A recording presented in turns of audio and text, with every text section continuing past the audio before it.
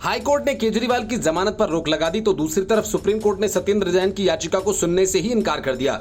सत्येंद्र जैन ने money laundering मामले की डिफॉल्ट बेल से संबंधित याचिका को जुलाई तक के लिए टालने के दिल्ली हाईकोर्ट के आदेश को चुनौती दी थी।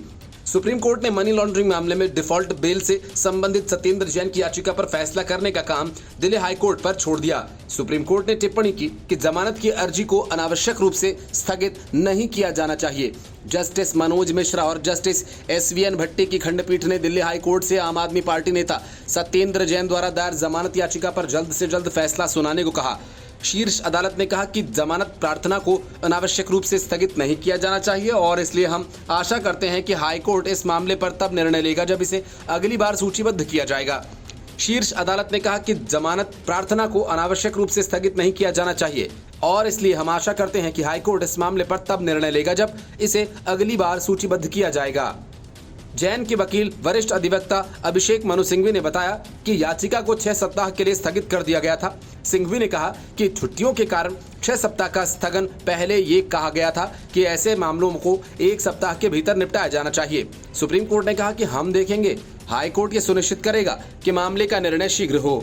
हालांकि सुप्रीम कोर्ट ने जैन की इस दलील पर विचार करने से इनकार कर दिया। पीठ ने कहा कि हमें आपके मामले को हाईकोर्ट की समीक्षा स्थगित करने का आदेश क्यों देना चाहिए। हाईकोर्ट को निर्णय लेने दीजिए, उसके बाद सुप्रीम कोर्ट निर्णय ले सकता है।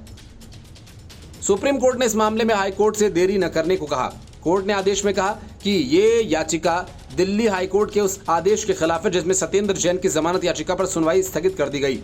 वरिष्ठ वकील अभिषेक मनु सिंघवी ने कहा, हाईकोर्ट के निर्णय को नियंत्रित करने वाले कानून के प्रश्न पर इस कोर्ट का ध्यान है और इसलिए इस मामले को सुप्रीम कोर्ट के मामले के साथ जोड़ दिया जाना चाहिए।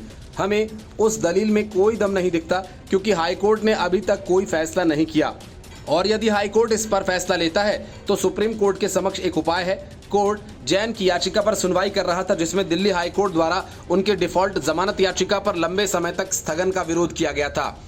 कोर्ट ने मामले में 9 जुलाई तक के लिए स्थगित करने से पहले 28 मई को जमानत याचिका पर नोटिस जारी किया था। जैन को मई 2022 में प्रवर्तन निदेशालय ने मनी लॉन्ड्रिंग मामले में शामिल होने के आरोप में गिरफ्तार किया था। 2023 में चिकित्सा आधार पर सुप्रीम कोर्ट द्वारा अंतरिम जमानत दिए जाने से पहले वो 1 साल तक जेल में रहे। अपनी अंतरिम जमानत की अवधि समाप्त होने के बाद वो जेल वापस आ गए और सुप्रीम कोर्ट से नियमित जमानत याचिका खारिज कर दी। साथ ही उन्हें तुरंत जेल के अधिकारियों के समक्ष आत्मसमर्पण करने का आदेश दिया। इससे पहले दिल्ली के एक ट्रायल कोर्ट और दिल्ली हाई कोर्ट ने उनकी नियमित जमानत याचिका को खारिज कर दिया। Bureau report, news of India.